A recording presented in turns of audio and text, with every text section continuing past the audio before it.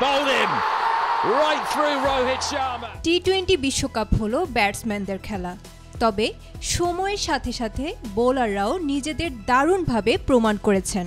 এই ইতিহাসের দিকে তাকালে দেখা যায় শীর্ষ উইকেট শিকারীর স্থানটি বর্তমানে দখল করে আছেন বাংলাদেশের বিশ্বসেরা অলরাউন্ডার সাকিব আল হাসান।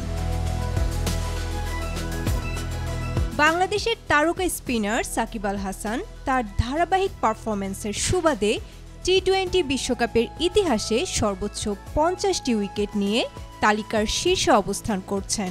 তার বোলিং গড় 20.12 এবং ইকোনমিক রেট 6.86, যা এই ফরম্যাটের জন্য অসাধারণ।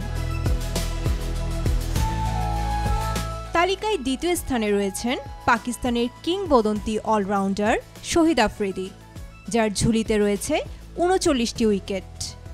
এরপরই আছেন শ্রীলঙ্কার কিংবদন্তি পেসার লাসিথ মালিঙ্গা। এই ইয়র্কার স্পেশালিস্ট 38টি উইকেট নিয়ে তৃতীয় স্থানে রয়েছেন।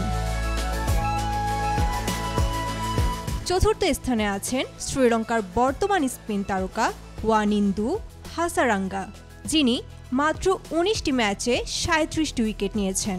তার দ্রুত উইকেট শিকারের ক্ষমতা তাকে এই অল্প সময়ে শীর্ষ 5 স্থান করে দিয়েছে। পাকিস্তানের স্পিনার সাইদ আজমল 36টি উইকেট নিয়ে পঞ্চম স্থানে অবস্থান করছেন।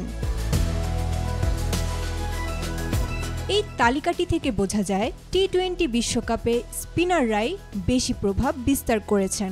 সাকিব, আফ্রিদি, হাসারাঙ্গা এবং সাইদ আজমলের উপস্থিতি সেটাই প্রমাণ করে। Desk report, B News 24।